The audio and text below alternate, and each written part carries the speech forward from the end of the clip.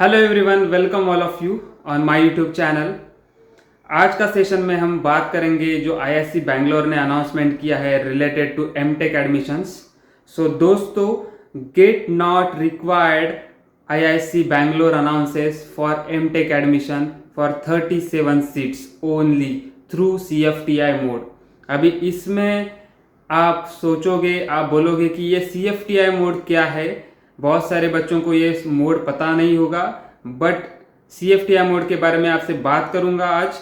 और ये अनाउंसमेंट जो है वो ग्रैब करना चाहिए, इस अनाउंसमेंट का फ़ायदा उठाना चाहिए जो बच्चे ऑलरेडी सीएफटीआई इंस्टीट्यूट्स में पढ़ रहे हैं और जिनका गेट खराब गया है या फिर गेट अटेम्प्ट नहीं दिया है, तो उन बच्चों के लिए तो ये बहुत ही बड़ी अपॉर्चुनिटी है।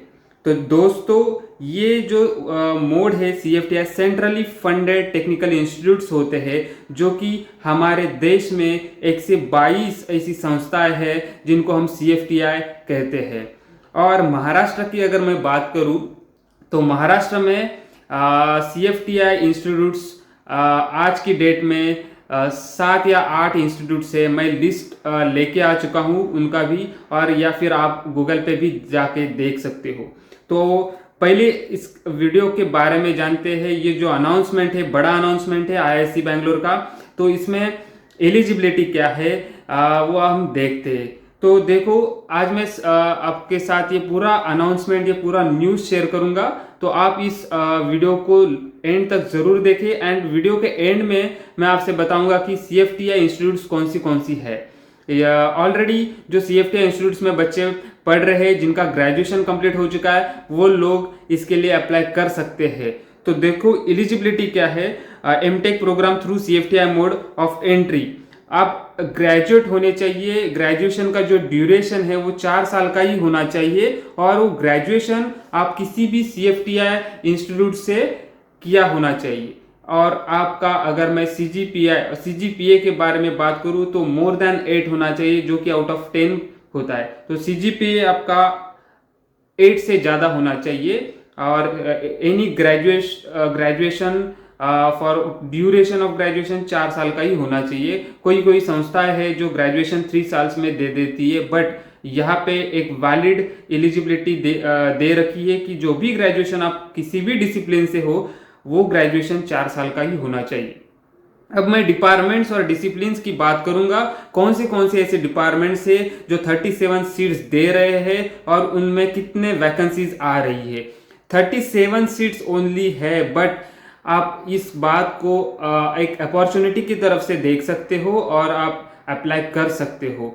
तो देखो, आर्टिफिशियल इंटेलिजेंस एक डिपार्टमेंट है एआई का, वहां पे वैकेंसी है 9 सीट्स का वैकेंसी है। सीडीएस कंप्यूटेशनल डेटा साइंस में 6 वैकेंसी निकल के आ रही है। इलेक्ट्रॉनिक्स एंड टेलीकम्युनिकेशन में 5। इलेक्ट्रॉनिक सिस्टम इंजीनियरिंग एक डिसिप्लिन अलग है, इलेक्ट्रॉनिक सिस्टम इंजीनियरिंग ईएसई जिसे कहा जाता है, जिसमें 6 वैकेंसी है। Electronic product design, again EPD, electronic product design के लिए 2 वैकेंसी है। एंड सबसे अच्छा मैकेनिकल इंजीनियरिंग के लिए 3 वैकेंसीज है। जो सीएफटीआई इंस्टीट्यूट से बिलोंग करते हैं वो बच्चे इसको देखें, और मैं बात करूंगा कि आप इसमें अप्लाई कर सकते हो एमटेक एडमिशन के लिए, मास्टर एमईए एडमिशन के लिए।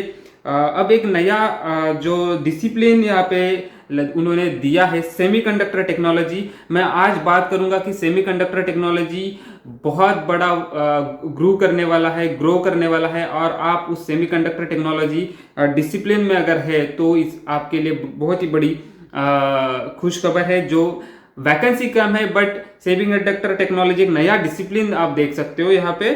उसके लिए 2 वैकेंसी है। And robotics and autonomous system 4 vacancy निकल के है। सो आप मिलजुला के इसको देखें तो टोटल 37 सीट्स अवेलेबल है।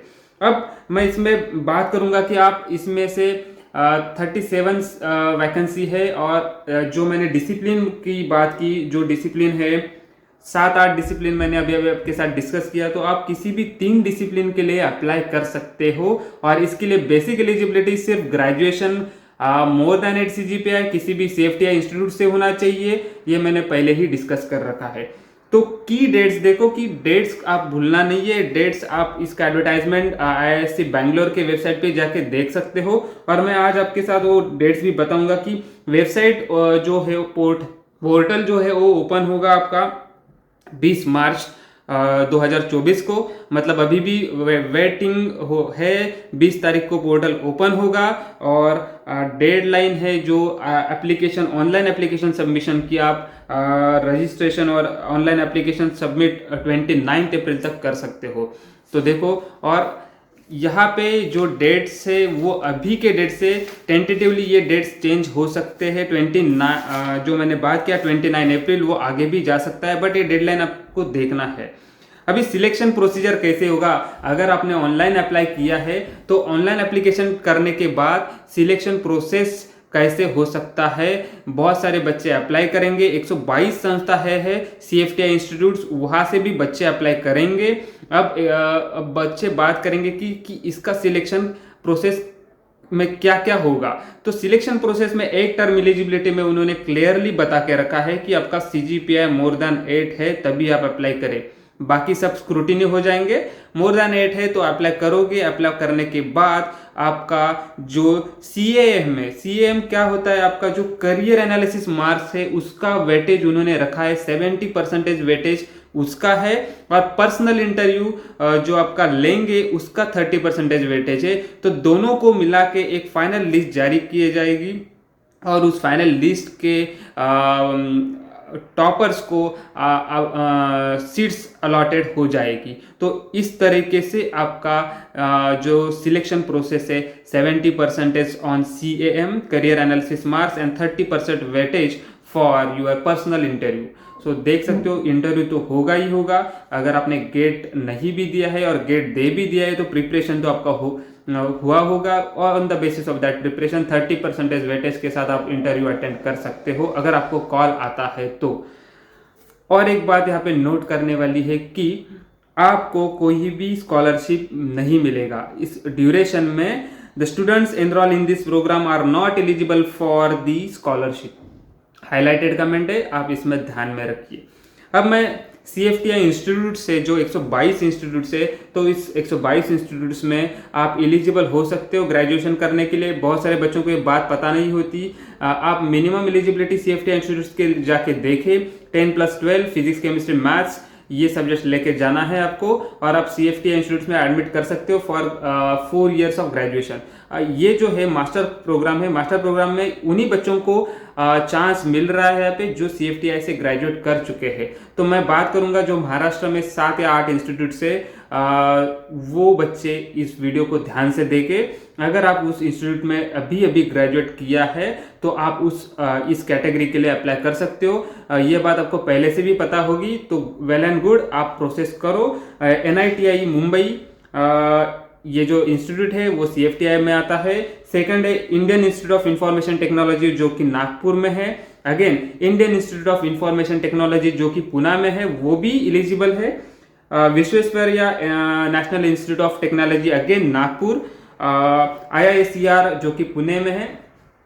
Then IIM Mumbai, yes IIM Mumbai and IIM Nagpur, and lastly IIT Mumbai. So ये जो इंस्टीट्यूट से CFTI इंस्टीट्यूट से यहाँ पे जो बच्चे पढ़ रहे हैं, जिन्होंने ग्रेजुएट कंप्लीट कर लिया है, वो बच्चे CFTI मोड के लिए MTech एडमिशन के लिए एलिजिबल है। जो एलिजिबल है वो अप्लाई करो and wait for your interview process. Interview होने के बाद एक लिस्ट जारी हो जाएगा और आपकी अलॉटमेंट हो जाएगी। So thank you very much for watching this channel, and ये वीडियो आप उन बच्चों के साथ शेयर करो जो आपके CFTI मोड के लिए अप्लाई कर सकते हैं, और जो गेट में अच्छा स्कोर कर नहीं पाया है, या फिर कुछ जो लोग हैं जिन्होंने गेट नहीं दिया है। सो इस तरीके के अनाउंसमेंट अगर आप सुनना चाहते हो, इस तरीके के न्यूज़ अगर आपको चाहिए, तो इस चैनल को सब्सक्राइब करना मत भूलना। Thank you very much.